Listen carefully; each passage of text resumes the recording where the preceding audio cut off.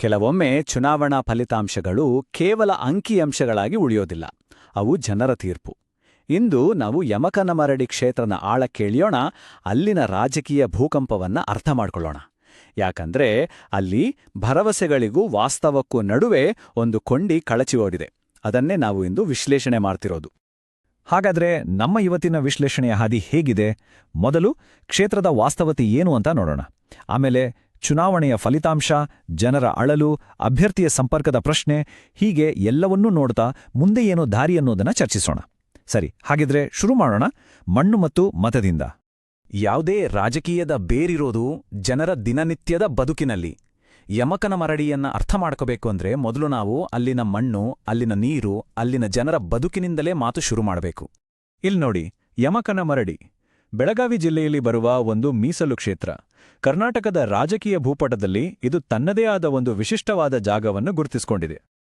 ಯಮಕನಮರಡೆ ಬಹುತೇಕ ಅಂದರೆ 86% ಗ್ರಾಮೀಣ ಪ್ರದೇಶ. ಇದರ ಅರ್ಥ ಏನು ಅಂದ್ರೆ ಇಲ್ಲಿ ಎಲ್ಲವೂ ಕೃಷಿಯ ಸುತ್ತಲೇ ಗಿರಿಕಿ ಹೊಡೆಯುತ್ತೆ. ಆರ್ಥಿಕತೆ, ಸಂಸ್ಕೃತಿ, ಕೊನೆಗೆ ರಾಜಕೀಯ ಕೂಡ. ಇದು ಕೇವಲ ಒಂದು ನಂಬರ್ ಅಷ್ಟೇ ಅಲ್ಲ, ಇದು ಈ ಕ್ಷೇತ್ರದ ಆತ್ಮ. ಆದರೆ ಈ ಕ್ಷೇತ್ರದ ಅತಿ ದೊಡ್ಡ ಸವಾಲು ಯಾವುದು ಗೊತ್ತಾ? ನೀರು. ಇಲ್ಲಿ ಸುಮಾರು 423 ಹಳ್ಳಿಗಳು ಪ್ರತಿ ಬೇಸಿಗೆಯಲ್ಲಿ ತೀವ್ರ ನೀರಿನ ಕೊರತೆಯಿಂದ ಬಳಲ್ತಿದ್ದವೆ. ಒಂದು ಕ್ಷಣ ಯೋಚನೆ ಮಾಡಿ, ಕೇವಲ 15% ಮನೆಗಳಿಗೆ ಮಾತ್ರ ನಲ್ಲಿ ನೀರು ಸಿಗುತ್ತೆ. ಉಳಿದವ್ರಿಗೆಲ್ಲ ಟ್ಯಾಂಕರ್ ನೀರೇ ಗತಿ. ಇದು ಕೇವಲ ಮೂಲಸೌಕರ್ಯದ ಕೊರತೆಯಲ್ಲ, ಇದು ಜನರ ದಿನನಿತ್ಯದ ಹೋರಾಟ. ಈ ನೀರಿನ ಸಮಸ್ಯೆಗೆ ಹದಗೆಟ್ಟ ರಸ್ತೆಗಳು, ಯುವಕರಿಗೆ ಸರಿಯಾದ ಉದ್ಯೋಗ ಇಲ್ದಿರೋದು ಮತ್ತು ವರ್ಷಗಳಿಂದ ಈಡೇರದ ನೀರಾವರಿ ಭರವಸೆಗಳನ್ನು ಸೇರಿಸಿಕೊಳ್ಳಿ. ಇವೆಲ್ಲ ಒಟ್ಟಾಗಿ ಸೇರಿ ಮತದಾನದ ದಿನ ಒಂದು ದೊಡ್ಡ ಬಿರುಗಾಳಿಯನ್ನೇ ಸೃಷ್ಟಿ ಮಾಡಿಬಿಟ್ವು. ನಮ್ಮ ಸಂವಿಧಾನ ಪ್ರತಿಯೊಬ್ಬರಿಗೂ ಘನತೆಯಿಂದ ಬದುಕುವ ಹಕ್ಕನ್ನು ನೀಡ್ತದೆ. ಆದರೆ ಈ ಮೂಲಭೂತ ಸೌಕರ್ಯಗಳ ಕೊರತೆ ಆ ಘನತೆಗೆ ಧಕ್ಕೆ ತರುವಂತಿದೆ.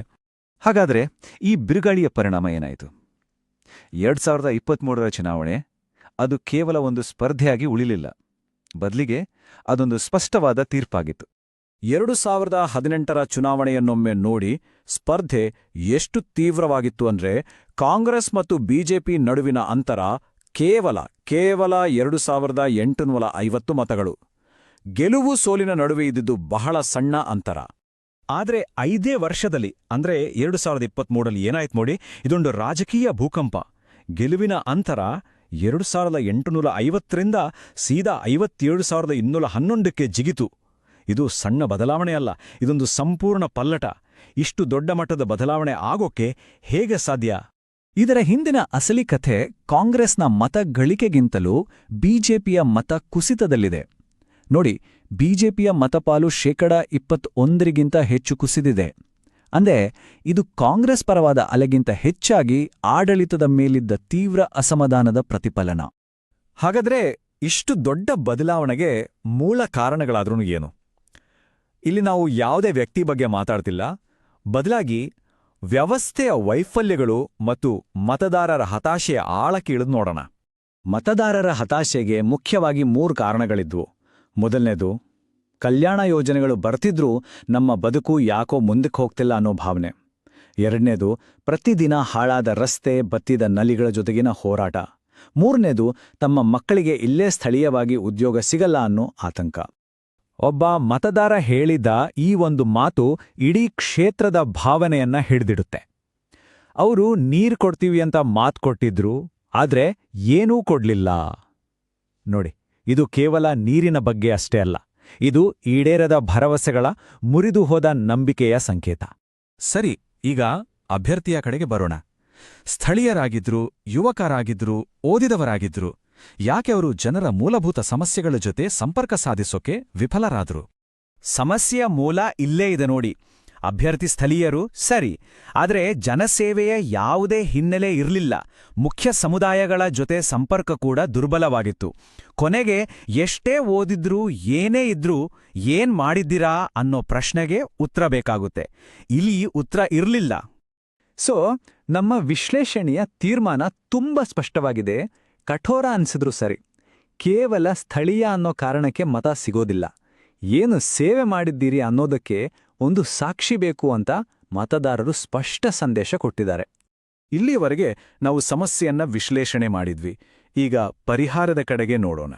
ಜನರ ನಂಬಿಕೆಯನ್ನ ಮತ್ತೆ ಗಳಿಸೋಕೆ ಒಂದು ಡೇಟಾ ಆಧಾರಿತ ಸ್ಪಷ್ಟವಾದ ಯೋಜನೆ ಹೇಗಿರಬಹುದು? ಇಲ್ಲಿದೆ ನೋಡಿ, 3 ಅಂಶಗಳ ಅಭಿವೃದ್ಧಿ ನೀಲನಕ್ಷೆ. ಇದು ಯಾವುದೇ ಪಕ್ಷಕ್ಕೆ ಸೀಮಿತವಾದುದ್ದಲ್ಲ. ಮೊದಲನೇದಾಗಿ, ಎಲ್ಲಾ ಹಳ್ಳಿಗಳಿಗೂ ಸರ್ವಋತು ರಸ್ತೆಗಳನ್ನ ನಿರ್ಮಿಸೋದು. ಎರಡನೇದು, ಪ್ರತಿ ಮನೆಗೂ ನಲ್ಲಿ ನೀರಿನ ಸಂಪರ್ಕ ಕಲ್ಪಿಸೋದು. ಮತ್ತು ಮೂರನೇದು, ಸ್ಥಳೀಯವಾಗಿ ಒಂದು ಕೌಶಲ್ಯ ಮತ್ತು ಕಿರು ಕೈಗಾರಿಕಾ ಕೇಂದ್ರವನ್ನ ಸ್ಥಾಪಿಸೋದು. ಉದಾಹರಣೆಗೆ ರಸ್ತೆಗಳನ್ನೇ ತಗೊಳ್ಳಿ. ಸುಮಾರು 25 ಕೋಟಿ ರೂಪಾಯಿ ವೆಚ್ಚದಲ್ಲಿ 18 ತಿಂಗಳೊಳಗೆ 40 ಹಳ್ಳಿಗಳನ್ನು ಸಂಪರ್ಕಿಸಬಹುದು. ಇದರಿಂದ ಪ್ರಯಾಣದ ಸಮಯ ಅರ್ಧಕ್ಕರ್ಧ ಕಡಿಮೆ ಆಗತ್ತೆ. ಇದಲ್ವಾ ನಿಜವಾದ ಅಳತೆ ಮಾಡಬಹುದಾದ ಅಭಿವೃದ್ಧಿ ಅಂದ್ರೆ? ಹಾಗೇ ನೀರಿನ ವಿಷಯ. ಜಲ್ ಜೀವನ್ ಮಿಷನ್ ಅಡಿಯಲ್ಲಿ ಪ್ರತಿ ಮನೆಗೂ ನೀರು ತಲುಪಿಸಿದ್ರೆ ಅದರ ಪರಿಣಾಮ ಬರೀ ನೀರಿನಲ್ಲ, ಜನರ ಆರೋಗ್ಯ ಸುಧಾರಿಸುತ್ತೆ. ಅದರಲ್ಲೂ ಮುಖ್ಯವಾಗಿ ಮಹಿಳೆಯರ ಅಮೂಲ್ಯ ಸಮಯ ಉಳಿತಾಯ ಆಗುತ್ತೆ. ಇದು ಜೀವನ ಮಟ್ಟವನ್ನೇ ಬದಲಾಯಿಸುವಂಥ ಕೆಲಸ. ಕೊನೆಯದಾಗಿ ಉದ್ಯೋಗ. ಪ್ರತಿ ವರ್ಷ 200ಕ್ಕೂ ಹೆಚ್ಚು ಸ್ಥಳೀಯ ಯುವಕರಿಗೆ ತರಬೇತಿ ಕೊಟ್ಟು ಅವರೇ ಸ್ವಂತ ಉದ್ಯಮ ಶುರು ಮಾಡೋಕೆ ಅವಕಾಶ ಕಲ್ಪಿಸಿಕೊಡಬಹುದು. ಇದರಿಂದ ಯುವಕರು ಬೇರೆ ಊರುಗಳಿಗೆ ವಲಸೆ ಹೋಗೋದು ತಪ್ಪುತ್ತೆ, ಸ್ಥಳೀಯ ಆರ್ಥಿಕತೆಗೂ ಶಕ್ತಿ ಬರುತ್ತೆ. ಹಾಗಾದ್ರೆ ಇಷ್ಟೆಲ್ಲ ವಿಶ್ಲೇಷಣೆಯ ನಂತರ ಯಮಕನಮರಡಿ ನಮ್ಗೆ ಕಲಿಸೋ ದೊಡ್ಡ ಪಾಠ ಏನು? ಪ್ರಜಾಪ್ರಭುತ್ವದಲ್ಲಿ ನಾಯಕತ್ವ ಅಂದ್ರೆ ನಿಜಕ್ಕೂ ಏನು? ಇಲ್ಲಿ ನೆನ್ಪಿಡ್ಬೇಕಾದ ಒಂದು ವಿಷಯವಿದೆ. ಜನರ ವೈಯಕ್ತಿಕ ಡೇಟಾ ಮತ್ತು ಮಾಹಿತಿಯ ಗೌಪ್ಯತೆ ಮುಖ್ಯ. ಯಾವುದೇ ಅಭಿವೃದ್ಧಿ ಕಾರ್ಯಕ್ರಮವನ್ನು ಅನುಷ್ಠಾನಗೊಳಿಸುವಾಗ ಜನರ ಒಪ್ಪಿಗೆ ಮತ್ತು ಅವರ ಡೇಟಾದ ಸುರಕ್ಷತೆಗೆ ಆದ್ಯತೆ ನೀಡುವುದು ಅತ್ಯಗತ್ಯ. ಇದು ನಂಬಿಕೆ ನಿರ್ಮಾಣದ ಒಂದು ಪ್ರಮುಖ ಭಾಗ.